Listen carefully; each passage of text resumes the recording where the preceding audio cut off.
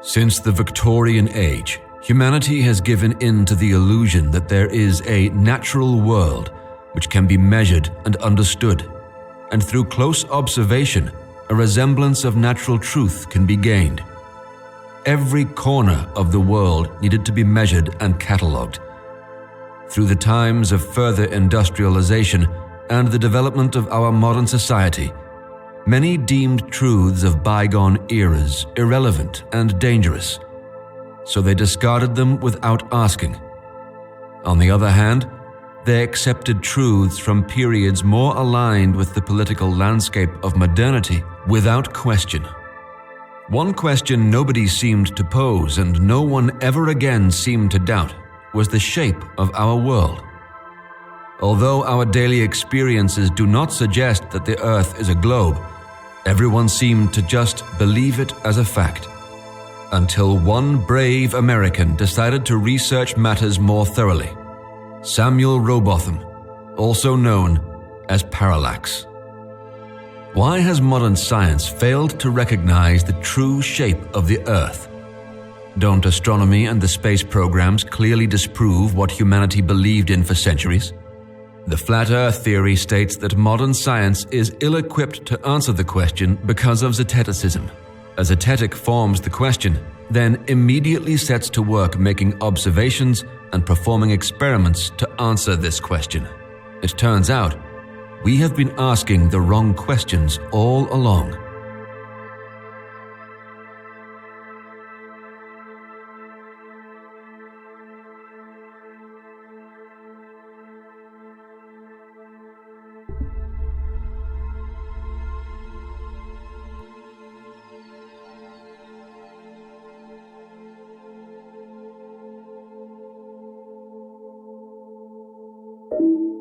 The Antarctic Ice Wall.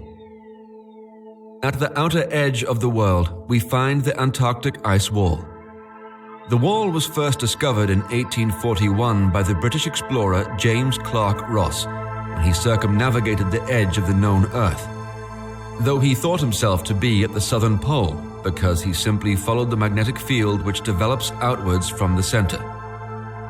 The ice wall is, along most of its length, 150 meters high and, by the description of Ross, an impenetrable shield of ice, snow, and rock. Several expeditions tried to reach the presumed South Pole until the Norwegian Roland Amundsen staged a successful journey to the South Pole at one of the few places where the ice wall can be accessed. Beyond the ice wall exists a mountain range up to 2,000 meters high. Beyond that, the theories vary. Some predict that there is a rim, others theorize that the world stretches indefinitely. Today, a select few ships can visit the outer border of the planar rim. It gets sold as the southern tip of the Earth, but evidence suggests it is only the furthest from the center. If the Arctic ice wall is the outer point of the world, it cannot be clearly determined, due to the fact that no one has ever crossed the mountain range to our knowledge. The extent of the Terran plain cannot be reasonably determined.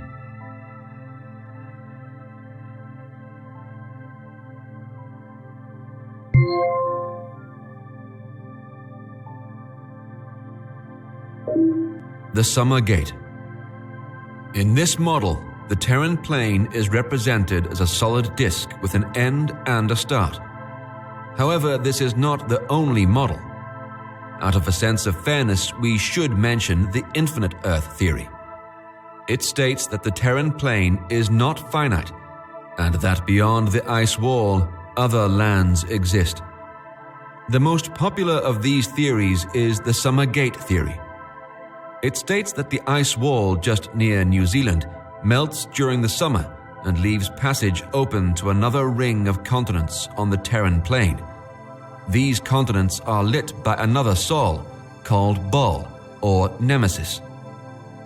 The transfer will only be possible during summer as long as Bol and Sol are near each other, so only during a short night a ship might traverse the gate and re-emerge in the light of Bol on the other side. Traveling to this gate is near impossible. while one can traverse along the Arctic ice wall with the approval of the UN, no expedition is allowed near the supposed Summer Gate location. This gives the theory credibility and raises one question. If the Summer Gate is real, what might lie beyond its path? Some theorize that the mythical places of Atlantis and Hyperborea or many of the other lost continents of history are just behind the Arctic ice wall.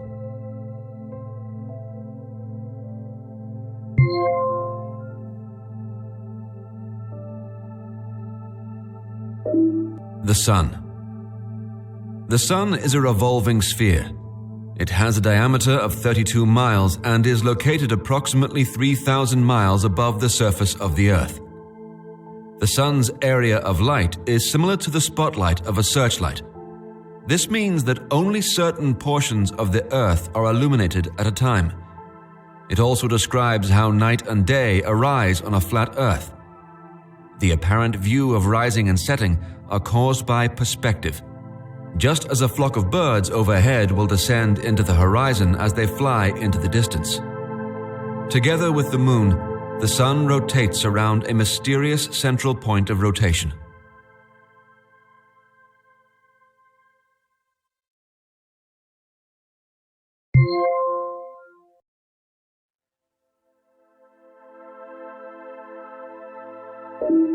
The Moon. The Moon is a revolving sphere. It has a diameter of 32 miles and is located approximately 3,000 miles above the surface of the Earth. The Moon is thought to be spherical due to a slight rocking back and forth over its monthly cycle. The Moon does not emit light by itself, it is lit by the Sun. It moves from 3,000 miles to 2,000 miles over the duration of a month, thus causing the lunar cycle we observe as new moon, half moon, and full moon. It is still debated by many of the planar astronomers if the Moon has a surface sufficient for anyone to stand upon it. Parallax theorized that the Moon might not be as real as it seems. For example, a strong, unnatural glow around its edge can be observed by anyone with a telescope or camera with sufficient zoom capabilities. Some citizen scholars investigating this interesting natural phenomena also agree that the Moon is either a projection or an atmospheric reflection of a body closely orbiting the rim of the Terran plane. But for the model of the monopole flat Earth, the question of the Moon's solidity is not relevant. In 1969, the Moon was the setting of a fictional worldwide television broadcast in which the United States of America, more specifically NASA, claimed to have landed on the Moon. The hoax was discovered by independent researchers, but many of them have since been silenced by NASA agents or pressured into publicly stating that they were wrong.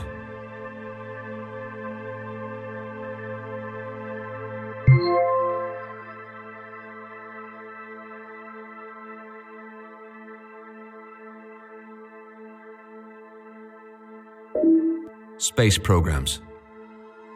In the 1950s, during the Cold War, the two opposing blocs of the totalitarian USSR and the free world under the leadership of the United States started the competition of the supposed space race.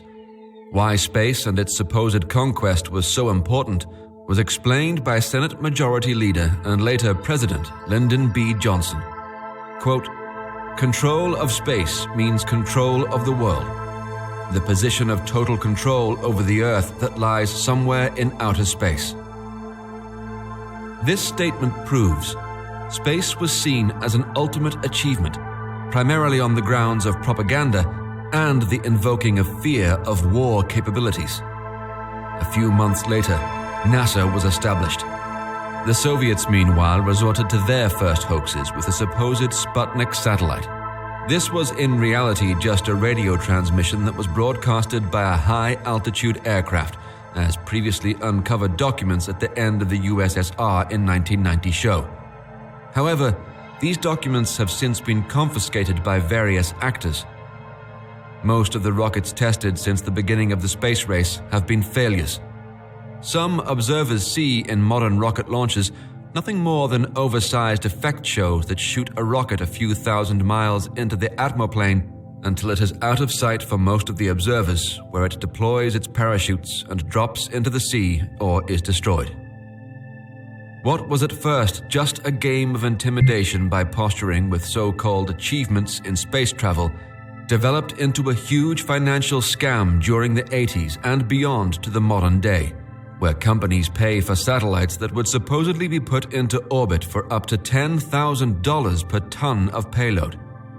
Hereby, not only do satellite manufacturers and NASA profit from the fraud, but also other new players such as SpaceX. Developing countries such as India also participate in the scam, in the hope that the huge sums involved would benefit their economies. A large community of citizen scientists do an excellent job in debunking many of the new fantasy space travel images from NASA and other agencies that are simply produced in their movie studios, while the transmission of satellites are just relayed through a global network of radio towers. There is no flat Earth conspiracy, but a fake space flight cabal that uses the illusion of space travel to make trillions worldwide.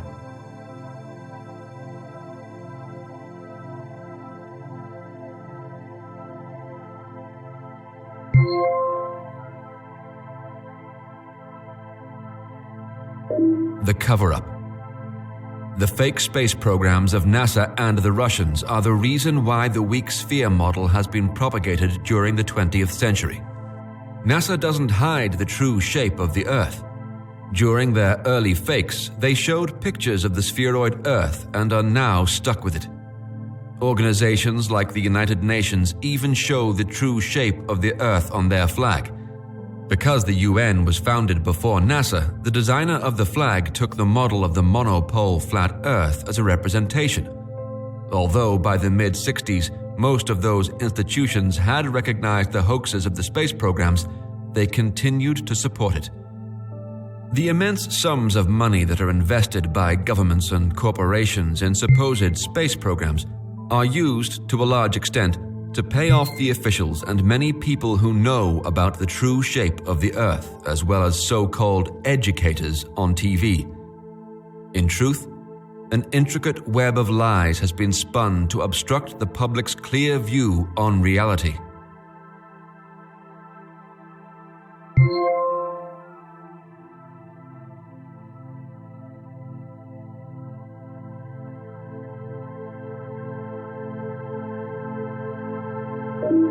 The Atmoplane. The Atmoplane, or atmolayer, is a series of gas layers above the inhabited part of the Earth. If the Earth is finite, as shown in this model, the atmoplane gets thinner and less dense towards the edges, where the Arctic ice wall stops the atmoplane from flowing off the edge. If the infinite Earth hypothesis is true, the atmoplane would possibly extend as infinitely as the Earth does. The atmoplane is separated into the following layers. The tropolayer, where most of the regular aircraft travel, up to 11 miles.